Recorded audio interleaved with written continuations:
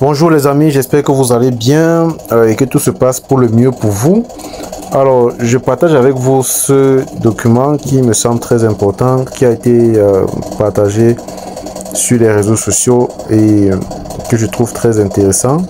C'est un document qui parle de l'accord de l'espoir. Vous savez que pendant la coronavirus, il y a beaucoup eu de controverses, il y a beaucoup eu de débats par rapport à la fiabilité des vaccins, l'origine du virus. Et on est beaucoup revenu sur la nécessité d'avoir le vaccin avec un débat en ce qui concerne est-ce qu'on doit effectivement utiliser le vaccin. Il y a eu beaucoup d'études qui ont montré les différentes limites du vaccin contre le coronavirus. Alors, et ça, c'est un accord qui est signé par le public général et par des professionnels de la santé. Alors, on va essayer de visiter pour voir de quoi est-ce qu'il est question. Alors, comme cela est intitulé, c'est l'accord de l'espoir, donc des Hope Accord. Donc, c'est signé par les professionnels de la santé, les scientifiques et le public général qui est préoccupé des questions sanitaires. Alors, quels sont les principaux thèmes de cet accord? On commence par le numéro 1. La suspension immédiate des vaccins COVID-19 à mRNA. Ok. Donc, et la justification, c'est qu'il y a beaucoup d'études qui suggèrent que le vaccin donc contre la coronavirus, ok, est lié à beaucoup de décès, ce qu'on appelle excess death, ok, et également a causé beaucoup de disabilities. Voilà. Donc il y a des associations entre la vaccination et ce qu'on appelle les trends, ok, c'est-à-dire l'évolution de certaines pathologies.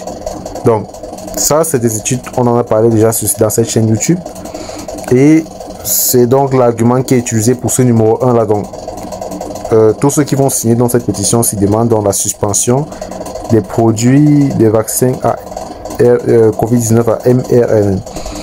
Alors le numéro 2, c'est la réévaluation complète de la sécurité et de l'efficacité de tous les vaccins COVID-19. Ça, c'est le point numéro 2. Donc il faudrait des investigations indépendantes qui doivent être mises en place pour évaluer, ok, la sécurité du vaccin coronavirus. Alors également, ça c'est très important aussi, que je trouve important de faire, ok. Le numéro 3, ok, the immediate recognition and support for the vaccine injury. Ici, il faudrait reconnaître, ok, et soutenir le fait qu'il y ait eu des problèmes causés par les vaccins, c'est-à-dire des personnes qui ont été vaccinées et qui ont eu des séquelles ou alors qui ont eu des troubles. Donc, ça également, c'est des choses qui sont vérifiables et qu'on peut facilement supporter, ok, qu'on peut prouver.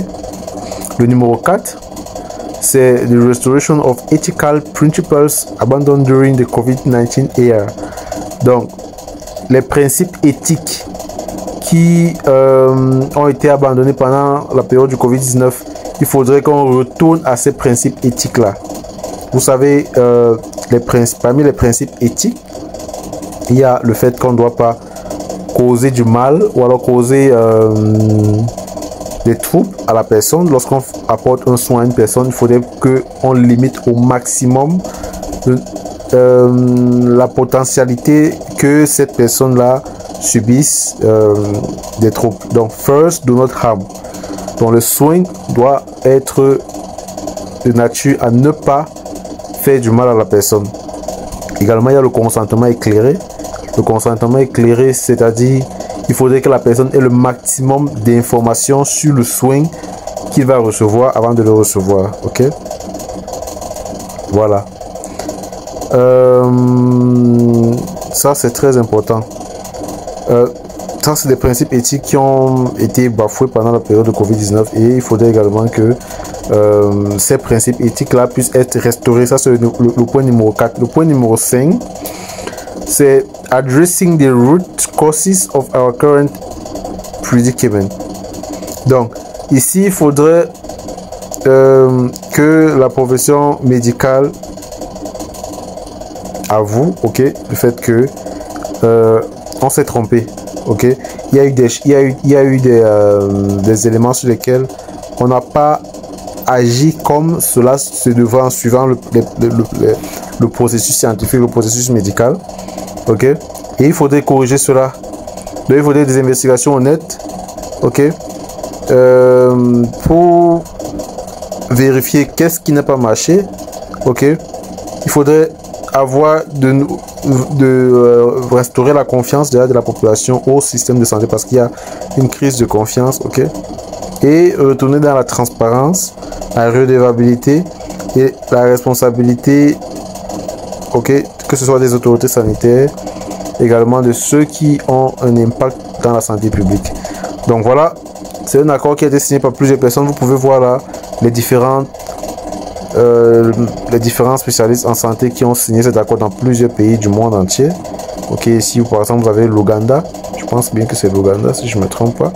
Les États-Unis, il y a plusieurs personnes qui peuvent signer cet accord. Ok, et vous pouvez vous aussi, à l'aide du lien que je pourrais partager avec vous dans la rubrique commentaires, cliquez là, ok, et signez. Et là vous remplissez.